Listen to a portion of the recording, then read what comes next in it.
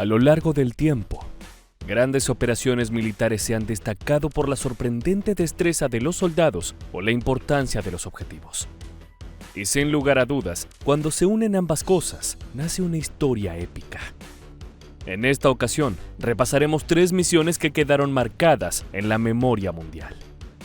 Desde el día en que fue atrapado el hombre más buscado por Estados Unidos, pasando por un relato de piratas y llegando hasta la casa de enemigos por venganza.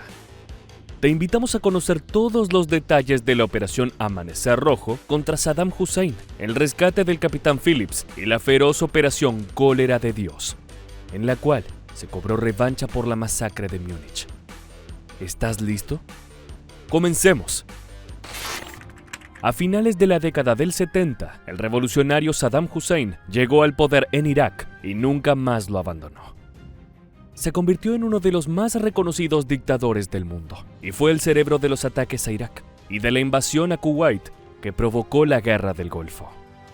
En este último conflicto, las fuerzas iraquíes fueron aplastadas por una coalición internacional encabezada por Estados Unidos. Hussein fue señalado por una larga lista de abusos contra los derechos humanos, que incluía unas 250.000 muertes y desapariciones de personas. Sin embargo, la gota que rebalsó el vaso fue la sospecha de que se encontraba desarrollando armas de destrucción masiva. Frente a esa posibilidad, nuevamente Washington se decidió a liderar una alianza entre diferentes países y el 20 de marzo de 2003 invadió Irak. El objetivo de la misión era derrocar a Saddam Hussein del poder y liberar al pueblo iraquí. Yesterday, December the 13th, at around 8:30 p.m. Baghdad time, United States military forces captured Saddam Hussein alive. Pero las cosas no iban a ser tan fáciles. Al cabo de 3 semanas, las fuerzas estadounidenses aseguraron Bagdad, pero el dictador había escapado de la ciudad capital. De pronto, la velocidad de la incursión se convirtió en un largo proceso de 9 meses, en los que la coalición se metió de lleno en las tareas de inteligencia para tratar de acercarse a su blanco principal. Inicialmente, las fuerzas estadounidenses se centraron en la persecución de objetivos de alto valor. Aquellos líderes gubernamentales cuyos nombres estaban en la lista de los más buscados. Varias capturas se llevaron a cabo con éxito. No obstante, los aliados occidentales no encontraban el camino para llegar a estar más cerca de Hussein. Por esa razón, decidieron que debían dejar de lado a los miembros del colapsado régimen y centrarse en las conexiones personales del dictador.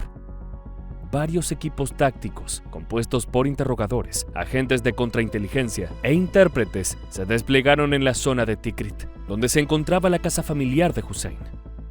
Las interacciones diarias con ciudadanos locales generaron una gran cantidad de información, que los condujo hasta Basim Latif, chofer y amigo cercano de Ibrahim al-Muslit, una de las pocas personas en las que Hussein confiaba.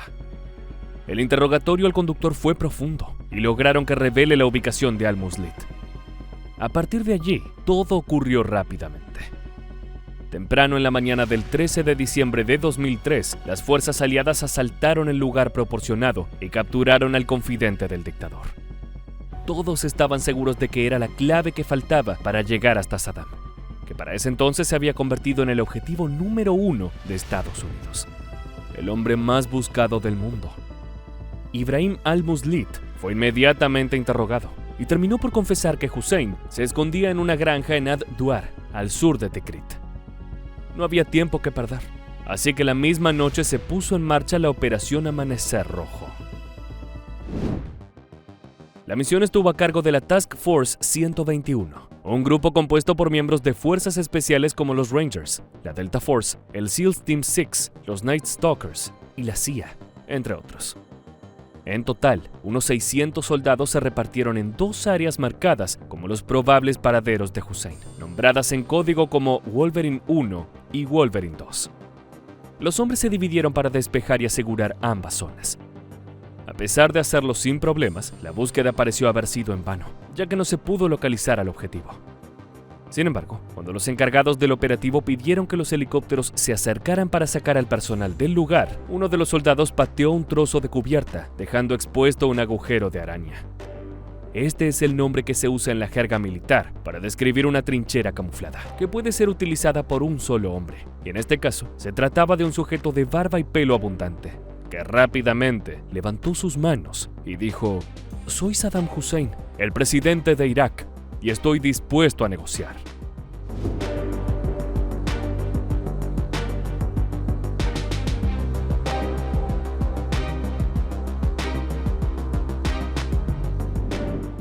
El dictador se rindió y no puso obstáculos. La noticia se emitió rápidamente por radio con una sola palabra en clave: jackpot. Era una referencia muy clara. La coalición había ganado el premio grande. De esa manera se completó la exitosa Operación Amanecer Rojo, que estuvo seguida del proceso judicial, que comenzó en julio de 2004 con la primera audiencia. En octubre de 2005, Saddam Hussein fue procesado. Y en noviembre de 2006 se conoció el veredicto.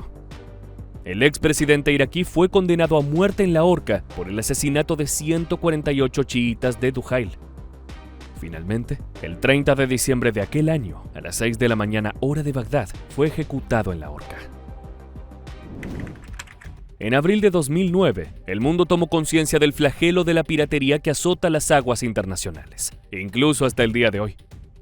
El secuestro del barco mercante Maersk Alabama colaboró con esto y lo puso en primera plana alrededor del planeta. Una zona particularmente peligrosa debido a la alta presencia de piratas es la costa de Somalia. Armados con poco más que algunos fusiles, estos grupos criminales representan una gran amenaza para el comercio marítimo. Tanto los buques de carga como la vida de los marinos se ponen en juego. Así quedó demostrado en 2009, cuando el carguero comandado por el capitán Richard Phillips fue atacado. El Maersk Alabama viajaba desde Omán hacia Kenia, y la ruta lo llevó a navegar a unos cientos de kilómetros de la zona conocida como el Cuerno de África. Mientras pasaba por allí, una lancha rápida, con 4 piratas somalíes armados con AK-47, se acercó al buque. La tripulación de 21 estadounidenses, bajo el mando de Phillips, estaba desarmada, así que disparó bengalas y roció mangueras contra la embarcación que los perseguía. Sin embargo, 2 de los criminales lograron subir a bordo. La mayor parte de los hombres consiguió llegar hasta una sala fortificada en el barco, aunque no todos tuvieron la misma suerte. Un pequeño grupo terminó cautivo, y uno de los piratas fue en busca de los demás, pero resultó emboscado y atrapado por la tripulación. El escenario había cambiado de pronto. Era momento de negociar. Finalmente, se produjo un intercambio de rehenes.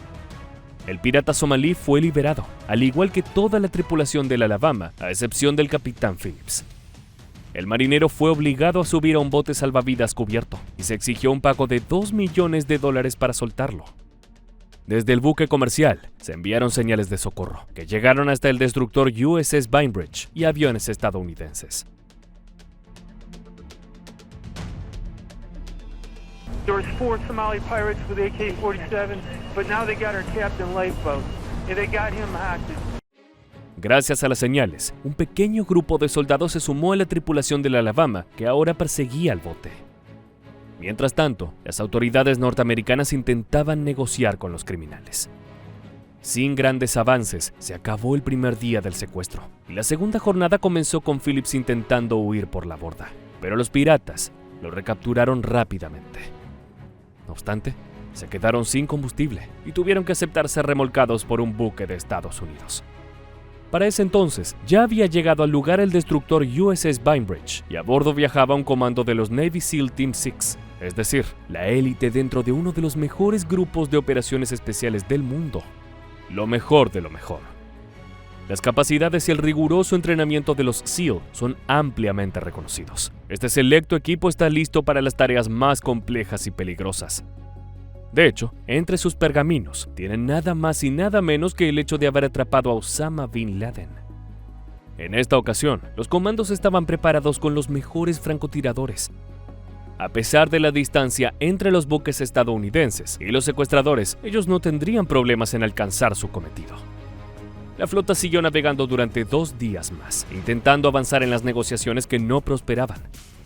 Sin embargo, fue en la 4ª jornada del secuestro cuando uno de los piratas, Abduwali Muse, se rindió y solicitó tratamiento médico en el destructor norteamericano. Horas más tarde, los soldados vieron que uno de los 3 somalíes restantes tenía a Phillips en la mira de su arma, por lo que se decidió entrar en acción. 3 francotiradores entendieron que el capitán estaba en peligro inminente, así que apuntaron y dispararon todos a la vez. La pequeña ráfaga de fuego fue tan precisa como letal. Los piratas murieron instantáneamente, mientras que Phillips salió ileso. Toda la habilidad de los SEAL se pudo ver en la maniobra de rescate, que con el tiempo se sumó a sus vitrinas. Solo se gastaron 3 balas para acabar con la amenaza pirata. Sin embargo, también quedó evidenciada la problemática que se vivía en la región. What a lot of people don't realize, it's not just pirates in Somalia. We deal with pirates all over the world. Truly, we're combating piracy today in the Philippines, South Vietnam, Malacca Straits, Indonesia, Java, east-west coast of Africa, and east-west coast of South America. A raíz de ello, comenzó un pedido de cooperación internacional y medidas de seguridad eficientes para salvaguardar los océanos del mundo y las rutas comerciales. Para conocer la última misión de esta entrega, debemos viajar hasta los Juegos Olímpicos de 1972, en Múnich. Un grupo militante palestino, llamado Septiembre Negro, se infiltró en la Villa Olímpica armado con rifles Kalashnikov y granadas. Su objetivo eran los atletas israelíes, debido a un conflicto histórico entre la comunidad palestina y la judía. Después de matar a 2 miembros del equipo olímpico de Israel, los atacantes tomaron a otros 9 como rehenes. A cambio de sus vidas, los palestinos exigían a sus rivales la liberación de 236 prisioneros. Fueron varias horas de tensión, hasta que las autoridades alemanas rodearon al grupo, que al verse acorralado abrió fuego contra los 9 atletas cautivos y un oficial de policía. Así se sumó otra decena de víctimas a lo que luego se conocería como la masacre de Múnich. Finalmente, todo acabó cuando un equipo de francotiradores disparó y asesinó a 5 miembros de Septiembre Negro.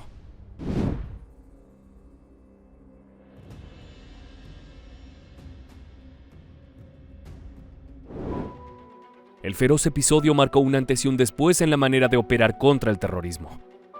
Luego de los asesinatos de la masacre de Múnich, la primera ministra de Israel, Golda Meir, recurrió a la Agencia Nacional de Inteligencia para idear una misión encubierta. Así fue como el Mossad puso en marcha la campaña que llevó el nombre de Operación Cólera de Dios. Su objetivo era ir detrás de cualquiera que se supusiera involucrado en la planificación o ejecución de la masacre de los atletas en Múnich. La primera acción de esta operación se dio pocas semanas después de lo ocurrido en los Juegos Olímpicos. Se ordenaron una serie de bombardeos israelíes a bases de la Organización de Liberación de Palestina, conocida como OLP, a la cual pertenecía Septiembre Negro. Los ataques aéreos se desarrollaron en Siria y el Líbano y dejaron aproximadamente 200 muertos. Más tarde, comenzaron los asesinatos selectivos en represalia. La primera parada fue Roma, donde 6 semanas después de la masacre, agentes del Mossad ejecutaron a tiros a Vael Sveiter en el vestíbulo de su edificio. Se trataba de un traductor palestino sospechado de ayudar en el atentado de Múnich. La misión secreta se volvió más impresionante minuto a minuto. La siguiente víctima fue Mahmoud Hamshari, un presunto representante de la OLP en París. Disfrazado de periodista italiano, un agente israelí lo sacó engañado de su departamento para que los expertos en explosivos pudieran colocar bombas debajo de su teléfono. Al día siguiente, el falso reportero volvió a llamar a Hamshari y cuando respondió, el Mossad detonó la bomba. Un año después de la masacre, el entonces comandante Ehud Barak, a cargo de la unidad de élite Sayeret Matkal, obtuvo fotografías e información precisa sobre el paradero de 3 altos líderes enemigos palestinos: Muhammad Youssef al-Nahar, Kamal Adwan y Kamal Nasser. Estas 3 personas presuntamente estaban a cargo de las operaciones de Septiembre Negro e incluso habían estado involucrados a otros ataques armados contra objetivos israelíes. El gran obstáculo para alcanzarlos era que los 3 vivían en edificios residenciales rodeados de personas inocentes y además las construcciones se encontraban sobre las costas de Beirut, un poderoso bastión de la OLP. No obstante, eso no detuvo a las fuerzas de Israel, que llegaron hasta el lugar en lanchas rápidas Zodiac. Allí fueron recibidos por distintos vehículos que consiguieron, previamente, agentes infiltrados del Mossad. Los comandos se desplazaron hasta su objetivo y allí se dividieron en equipos para colocar explosivos en las puertas de los terroristas.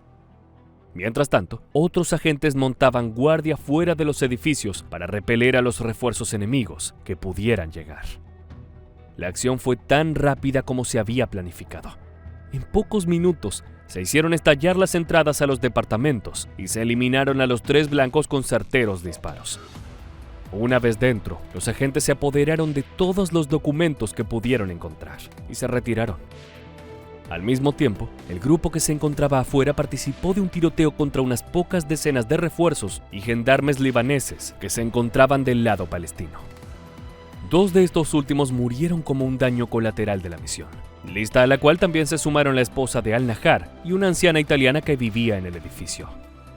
Años más tarde, el comandante Ehud Barak recordaba parte de los hechos en la siguiente entrevista.